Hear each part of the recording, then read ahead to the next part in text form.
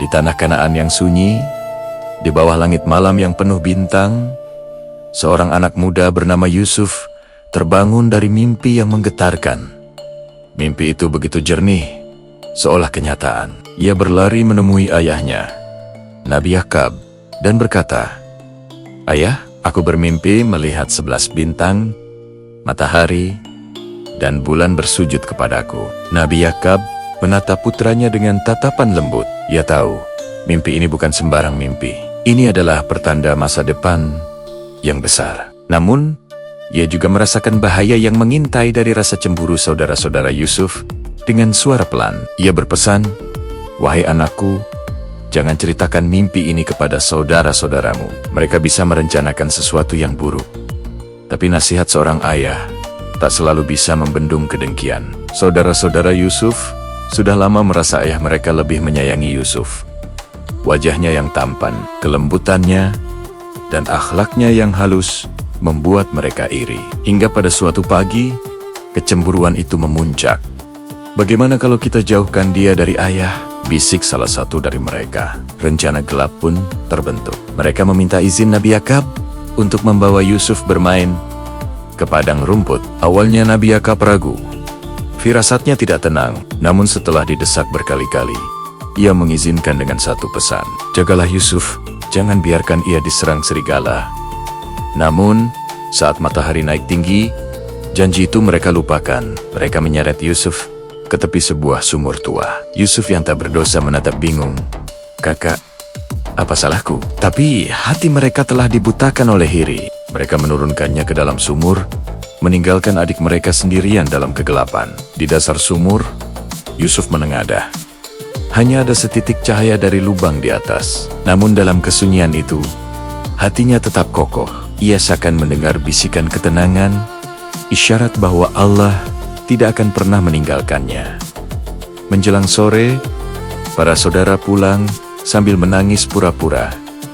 "Ayah, serigala memakan Yusuf," seru mereka, sambil menunjukkan baju Yusuf yang dilumuri darah palsu. Tapi seorang ayah tahu, Nabi Yakub menatap pakaian itu, matanya berkaca-kaca. Dengan hati yang hancur, namun penuh keyakinan, ia berkata, "Sungguh, dirimu sendirilah yang telah merayu kalian berbuat ini. Aku akan bersabar. Dan Allah adalah sebab-sebabnya penolong." Di tempat lain, sebuah kafilah dagang yang lewat mendengar suara dari dalam sumur. Mereka menemukan seorang pemuda tampan memohon pertolongan. Mereka mengangkat Yusuf, terkesan oleh wajahnya yang bersinar. Namun, tanpa tahu siapa pemuda itu, mereka menjualnya sebagai budak ke Mesir. Di Mesir, Yusuf dibeli oleh seorang pejabat tinggi bernama Al-Aziz. Istrinya, yang kemudian dikenal sebagai Zulaikha, terpesona oleh ketampanan Yusuf. Tahun demi tahun berlalu. Yusuf tumbuh menjadi lelaki yang gagah, cerdas, dan berakhlak mulia. Namun, ujian kembali datang. Zulaikha, yang tak mampu menahan pesonanya, mencoba merayu Yusuf. Suatu siang yang lengang, ia menutup semua pintu dan mendekati Yusuf. "Marilah, tidak ada yang melihat," ujarnya. Yusuf mundur. "Selangkah demi selangkah, aku berlindung kepada Allah," jawabnya tegas. Ia berlari menuju pintu. Tapi Zulaikha menarik bajunya dari belakang hingga robek. Tiba-tiba, pintu terbuka, Al-Aziz muncul. Terkejut melihat pemandangan itu, Zulaikha yang panik langsung menuduh Yusuf. Namun, seorang saksi yang bijak memberikan bukti. Jika baju Yusuf robek dari belakang, maka Zulaikha yang berbohong. Kebenaran pun terungkap. Meskipun tak bersalah, Yusuf tetap menjadi bahan gunjingan di kota. Untuk menjaga nama baik keluarga Al-Aziz, ia akhirnya dijebloskan ke dalam penjara. Tapi Yusuf tidak pernah putus asa. Di balik jeruji besi, ia justru menjadi cahaya bagi para tahanan. Ia menafsirkan mimpi mereka dengan izin Allah, memberikan nasihat, dan mengajarkan tentang keimanan. Suatu hari, dua pemuda mendekatinya. "Wahai Yusuf, kami bermimpi, tolong jelaskan maknanya, karena kami melihatmu sebagai orang baik."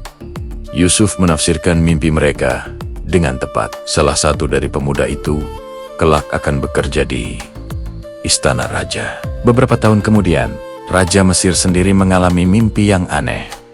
7 sapi gemuk dimakan oleh 7 sapi kurus, serta 7 bulir gandum hijau dan 7 bulir gandum kering. Tak ada satupun ahli mimpi di istana yang bisa menjelaskannya. Tiba-tiba, pemuda yang pernah satu sel dengan Yusuf teringat akan keahliannya. Dengan izin raja, ia menemui Yusuf di penjara. Yusuf pun menafsirkan mimpi itu. Mesir akan mengalami 7 tahun masa panen melimpah, yang akan disusul oleh 7 tahun masa paceklik yang sangat berat. Tak hanya itu, ia juga memberikan solusi jenius untuk menyimpan makanan. Raja sangat terkesan. Ia memerintahkan agar Yusuf segera dibebaskan. Tapi, Yusuf menolak keluar sebelum nama baiknya dibersihkan. Penyelidikan pun dibuka kembali. Dan Zulaikha akhirnya mengakui kesalahannya. Sungguh, Yusuf itu benar, katanya. Yusuf akhirnya keluar dari penjara dengan penuh kehormatan. Raja mengangkatnya menjadi bendahara negara, orang yang bertanggung jawab atas seluruh persediaan makanan Mesir. Tahan-tahan berlalu, dan paceklik hebat pun datang.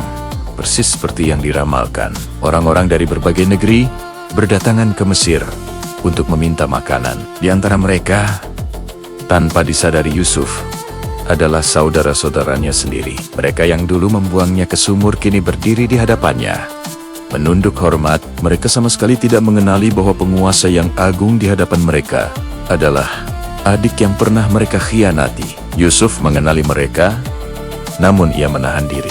Ia menguji mereka, hingga pada akhirnya seluruh keluarganya dipanggil ke Mesir.